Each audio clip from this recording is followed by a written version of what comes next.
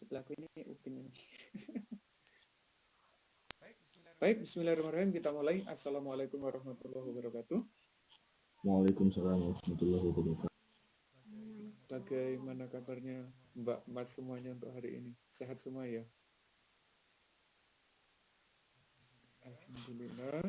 Nah, Ramanda sih ngantuk ini. Baik, sebelum kita mulai pembelajarannya, kita absensi dulu, sebentar. Kak, sebentar, Kak. Ya, Kak. Sekarang yang sebelah sini. Afifah Rahma sudah masuk? Ada, Mister. Afifah Sabrina? Ada, Mister. Ahmad Faiz? Ada, Mister. Aji? Hadir, Mister. Kak Andifa? Hadir, Mister. Basma? Berlian? Ada, Mister. Dimas? Dimas belum?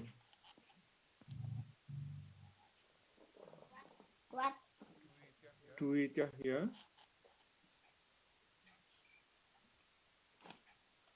Ada, Mister. Oke. Edgar?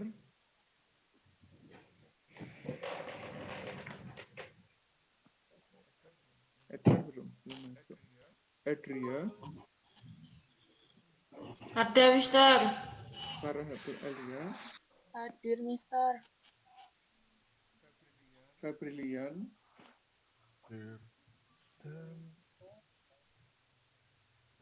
Fabrilian ada ya? Ada, Mister. Muhammad Elvindo?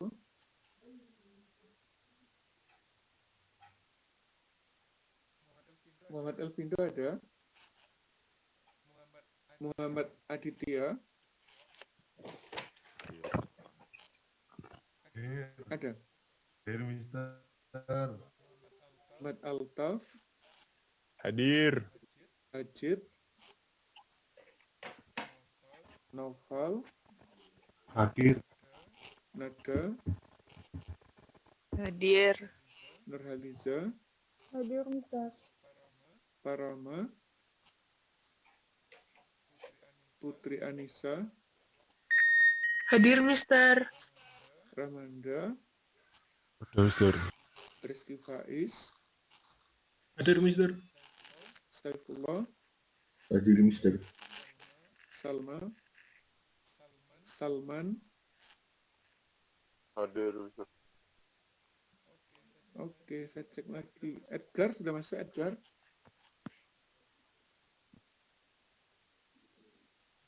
Edgar belum ya.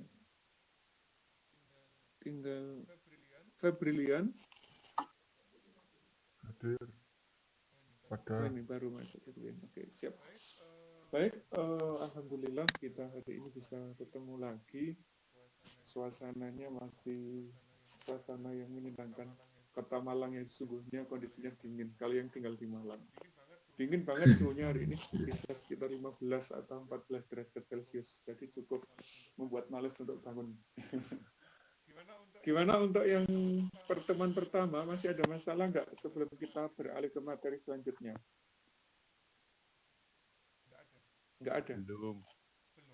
Belum. Lancar semua ya? Udah ngumpulkan semua? Tugasnya saya belum ngecek keseluruhan, cuma sebagian yang udah saya cek.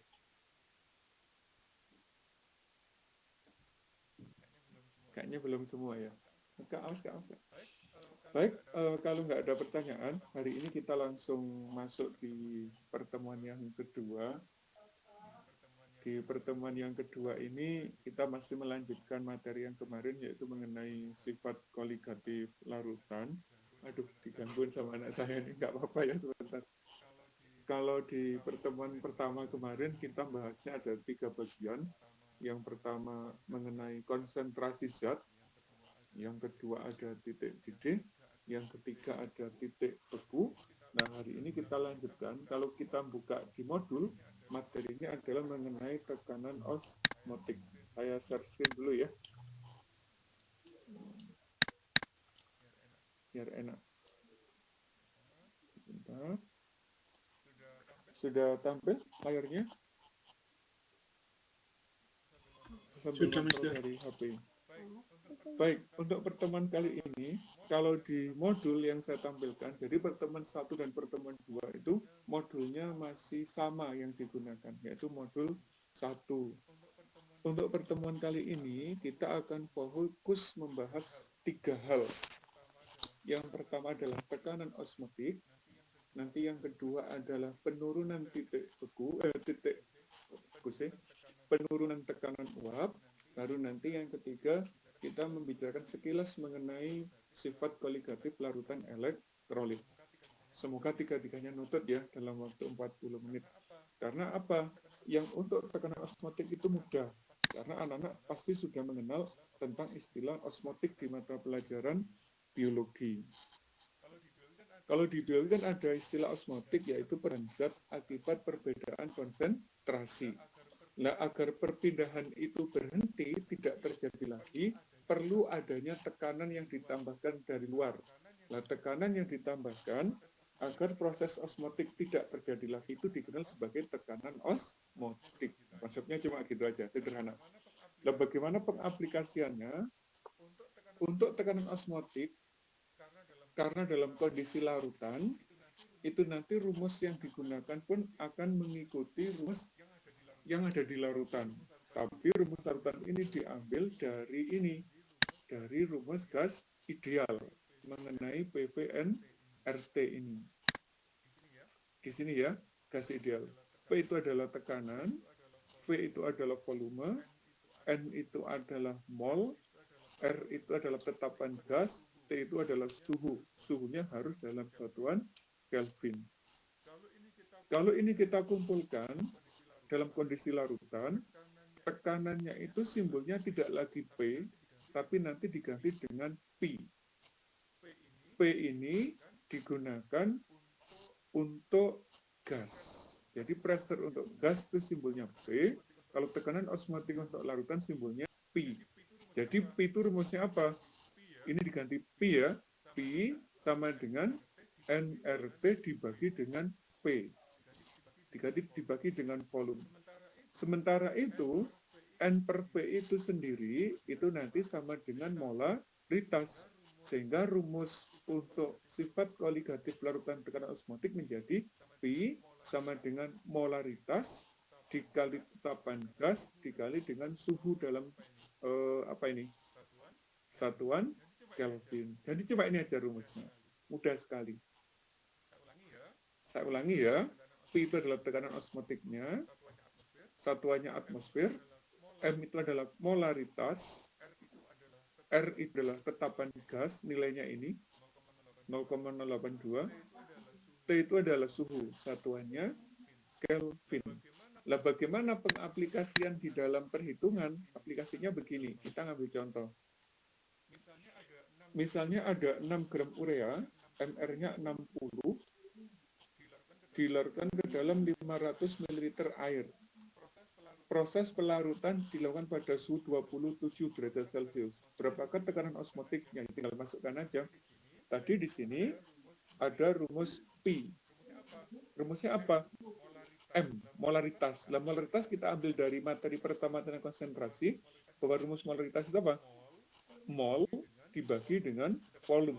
Mendapatkan mol pakai massa per mr dikali 1000 per volume dalam satuan mililiter, dikali R-nya, dikali T-nya, nanti ketemunya adalah 4,92 atm. Suhunya yang harus kita perhatikan ya.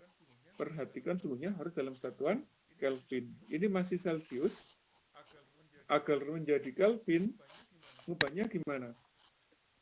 Kelvin itu sama dengan Celcius ditambah berapa? Ditambah 273. Nah, itu untuk mengubah konversi satuan suhu dari Celcius menjadi Kelvin. Sampai contoh ini ada masalah nggak kira-kira Mbak Mas semuanya? Enggak ya? Terlalu mudah ya? Materi kimia cuma begini aja, sederhana sekali. Bisa, Mister. Ada masalah nggak? Kalau nggak tak lanjutkan. Lanjut aja ya. Baik, baik, lanjut aja. Kalau kita lanjutkan, materi selanjutnya adalah sifat koligatif yang keempat. Sifat koligatif pertama itu kan titik didih, yang kedua itu titik beku, yang ketiga tadi tekanan osmotik.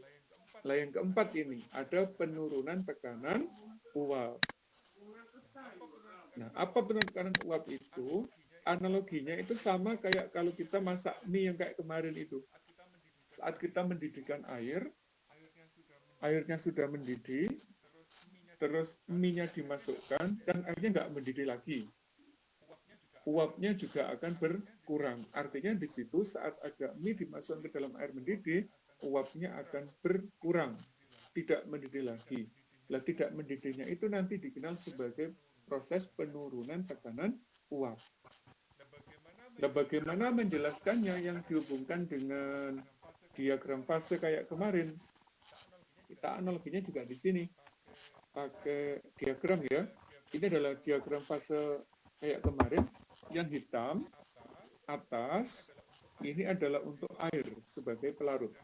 Sedangkan yang bawah, yang putus-putus, ini adalah untuk larutan. Pertemuan pertama yang dibahas titik beku. Kalau titik beku, itu nanti berhubungan dengan suhu yang kita ukur. Berarti yang dicari adalah perubahan suhunya. Mengukurnya nanti dalam tekanan yang tetap. Ini adalah grafik tekanan yang atas ini. Sedangkan yang samping adalah grafik suhu atau temperatur. Nah, untuk pertemuan yang sekarang, kita mengukurnya adalah yang tekanan. Kalau kita tekanan, berarti harus ada kontrol variabelnya, yaitu suhunya harus sama. Nah, ini sebagai suhunya. Kalau kita ambil, di sini ada titik. Ketemunya di hitam. Berarti miliknya pelarut. Pelarut itu punya tekanan uap yang disebut sebagai P pelarut. Nah, ini titiknya. Kemudian larutan juga sama. Larutan juga punya tekanan uap. Posisinya ada di sini. Diambil ke sini menjadi tekanan uap larutan. Simbolnya P larutan. P itu dari kata pressure. Jadi ini pressure-nya pelarut, ini pressure-nya larutan. Kenapa yang digunakan grafik yang di sebelah kanan bukan yang di kiri? Karena uap itu terjadi saat pengubahan apa? Pengubahan cair berubah menjadi gas atau proses pendidihan. Nah, gitu.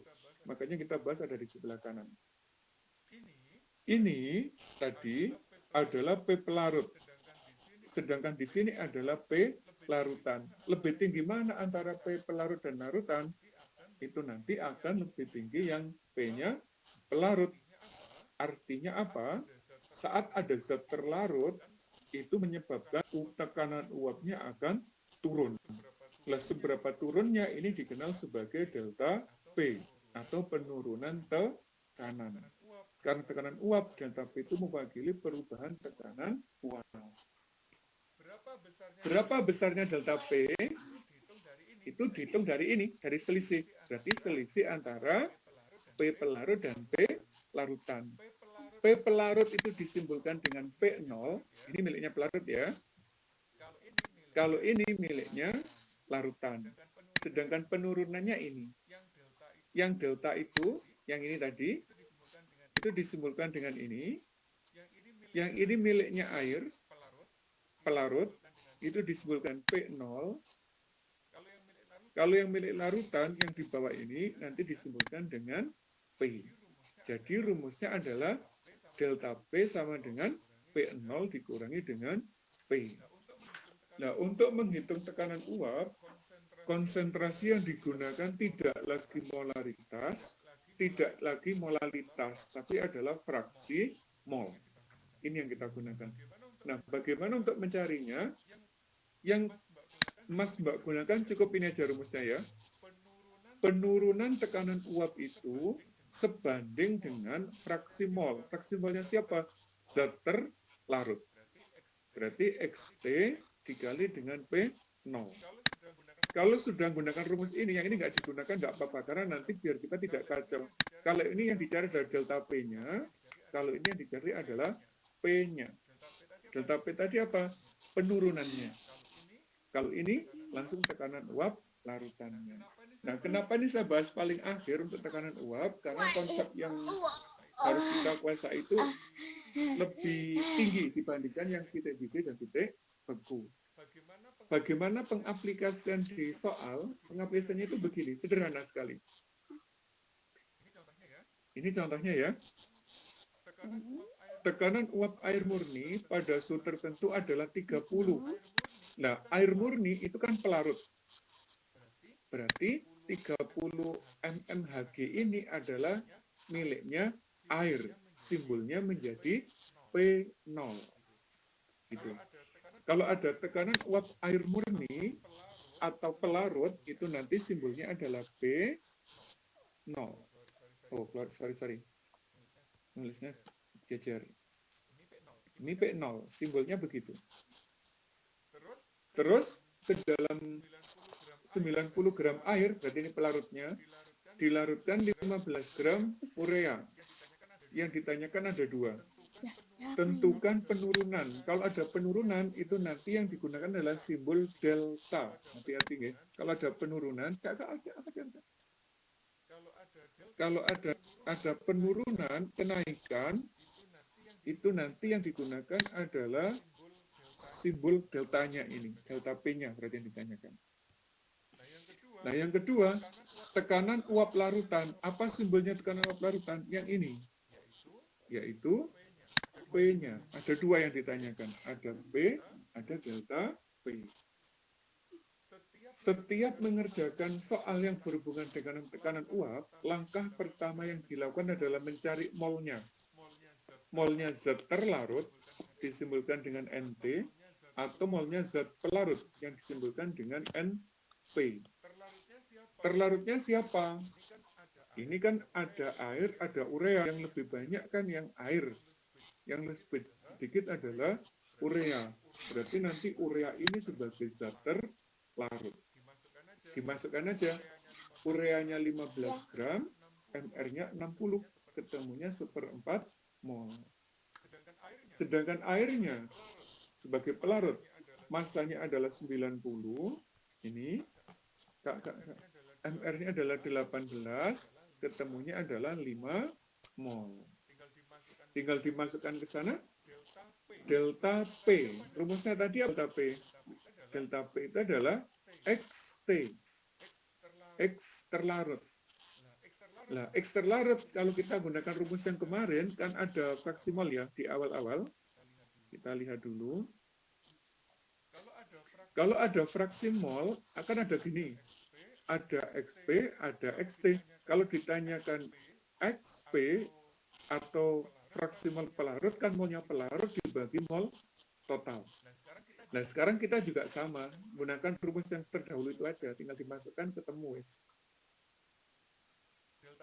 Delta P, ini tadi XT, fraksi mol terlarut, dikali dengan P0. Nah, fraksi mol zat terlarut itu apa? Mol terlarut dibagi dengan mol total. Saya ulangi ya, tak terus di sini aja ya. XT itu sama dengan molnya T terlarut, mol terlarut, Kak.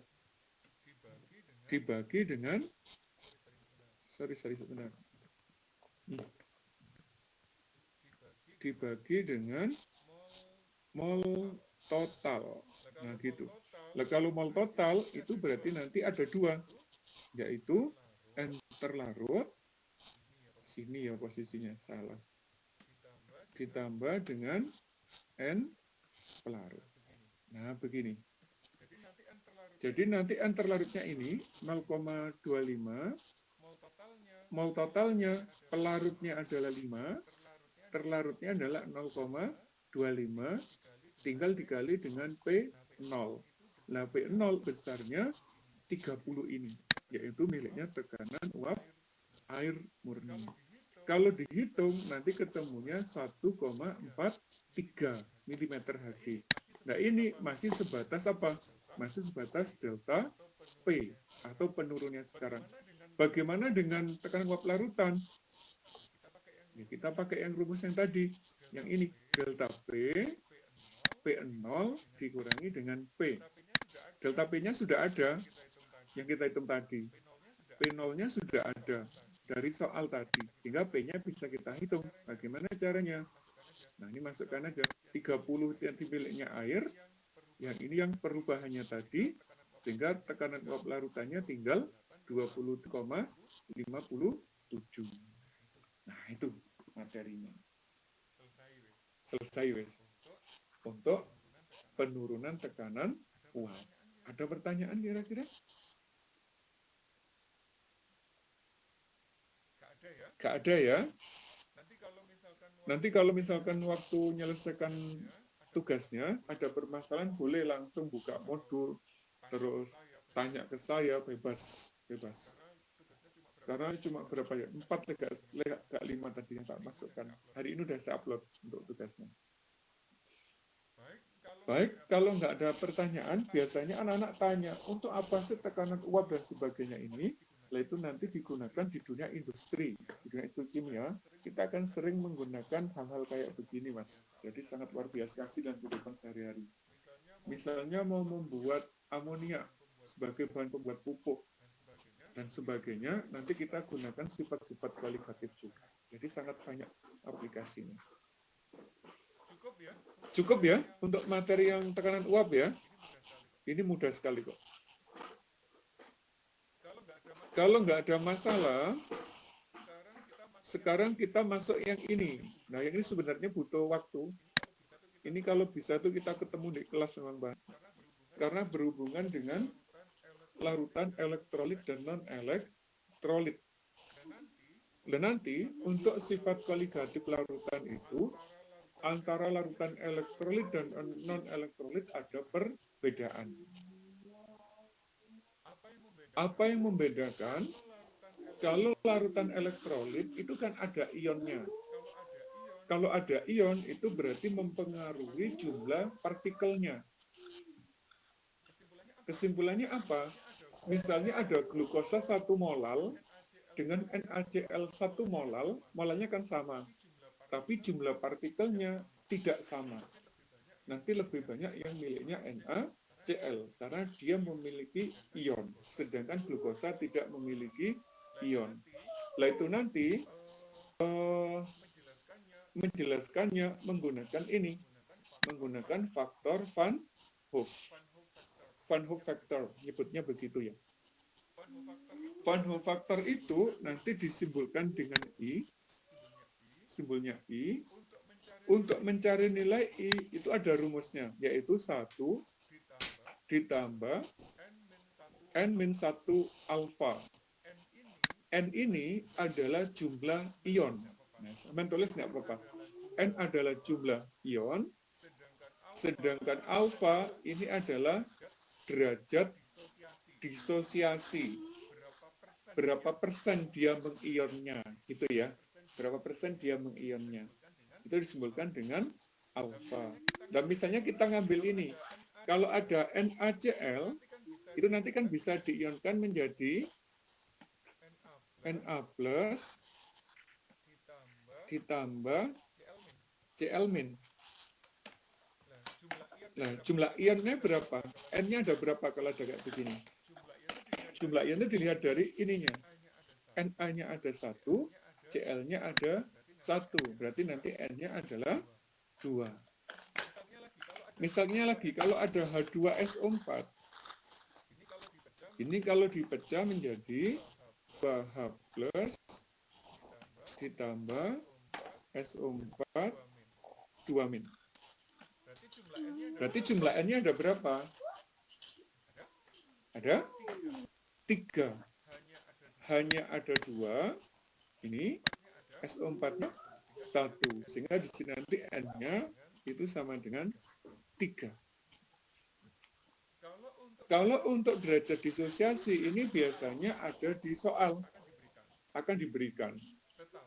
Tetapi ada ketentuan di sini kita harus ingat, mengingat materi kelas 11 dan kelas 10. Apa ketentuannya? Semua senyawa ion, asam kuat, dan basa kuat itu semuanya terionisasi sempurna di dalam air. Kalau sempurna dalam air, nanti alfanya itu langsungnya 1. Nah, gitu itu ketentuannya. Jadi sambil mengingat materi kelas 10 dan kelas 11. Lah bagaimana contoh soalnya atau aplikasinya, dan nanti perubahannya di sini yang kita harus hati-hati, ya. Karena faktor Van Hoff itu akan menentukan besar kecilnya sifat koligatan. Pengaruhnya itu seperti ini. Bentar, biar rata kanan kiri. Untuk delta TB, kemarin rumusnya kan cuma KB dikali M gitu ya. TF juga sama. Delta TF, KF juga tinggal dikali M. Pi, tadi yang tekanan osmotik, itu rumusnya M dikali R dikali T. Kalau untuk larutan elektrolit, itu nanti ditambahi satu lagi, Mas. Mbak ya, ditambahi faktor Van Hoff, yaitu ditambahi I. Ada I-nya di belakangnya. Delta TF juga sama, ada I-nya. Osmotik juga ada I-nya. Nah, sebenarnya untuk mempermudah, biar kita nggak membeda-bedakan rumus yang di atas, yang non-elektrolit, itu sebenarnya juga punya nilai I. Kasih tulisan aja ya. I untuk larutan non-elektrolit itu selalu sama dengan 1. Artinya apa? KB dikali M dikali 1. Kan nggak ada artinya I-nya kalau untuk non-elektrolit ya. Tapi kalau untuk elektrolit, I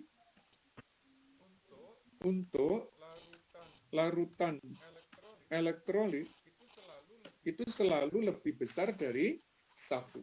Selalu begitu. Makanya faktor I-nya perlu dimasukkan ke sini. Kalau yang pertama, yang non-elektrolit, I-nya tidak dituliskan nggak apa-apa. Karena nilai I-nya adalah 1. Tapi kalau elektrolit nanti lebih dari 1, makanya perlu dimasukkan ke sini. Nah, bagaimana bentuk aplikasi di latihan soal? Nanti jadinya begini.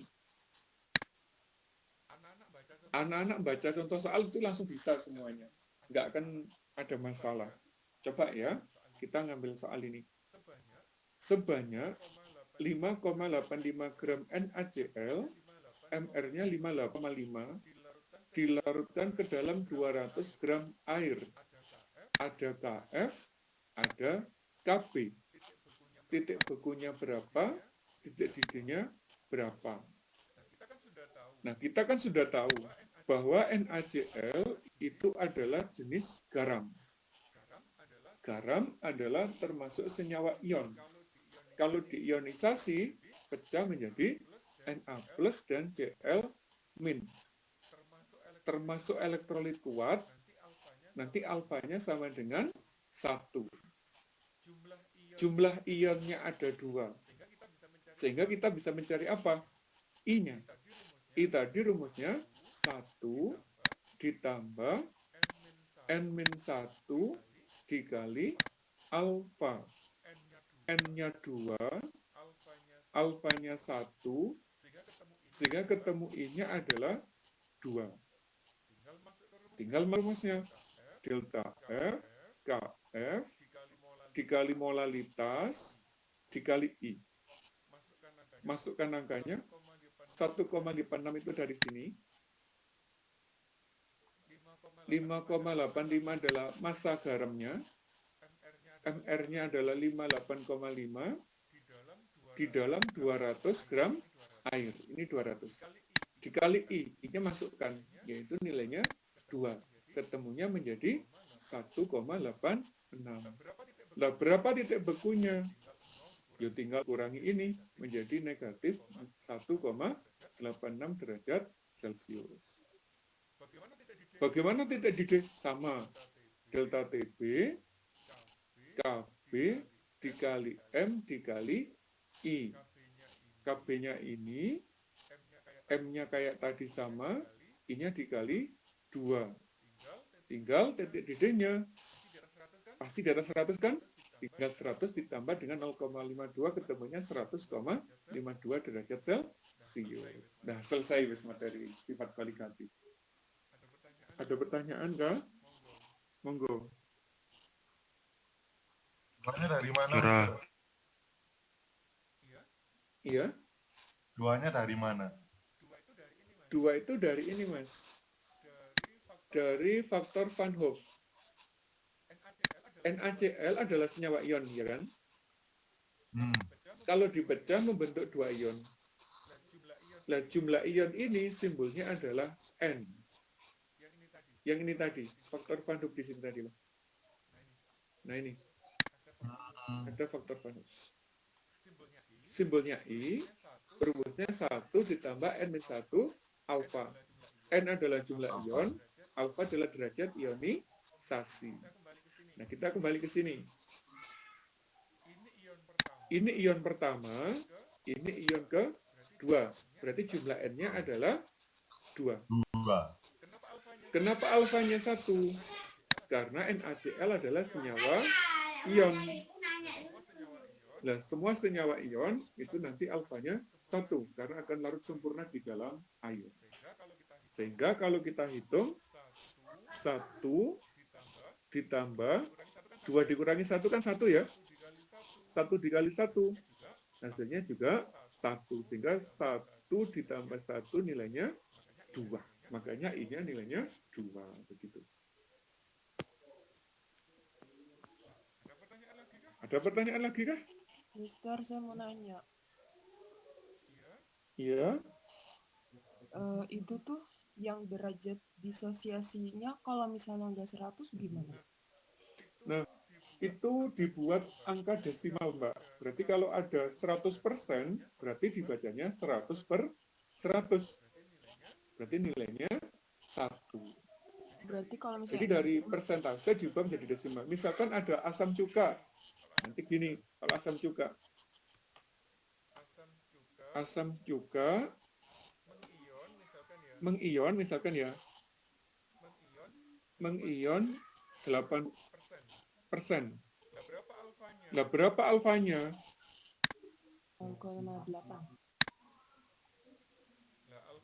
Lah alfanya berarti nanti kita nulisnya adalah 80 dibagi 100. Itu menjadi 0,8.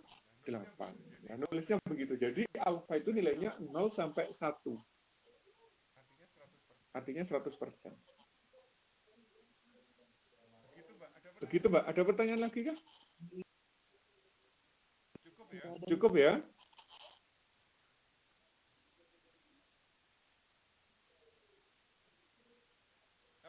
Kalau nggak ada masalah, berarti ini selesai loh pertemuan hari ini. Bab sifat kualitatif larutan selesai. Dan nanti untuk memperdalam di lain hari, misalkan saya informasikan kapan gitu ya ketemunya ya. Karena kemungkinan kita minggu depan nggak ketemu lagi minggu depannya lagi, 2 minggu lagi.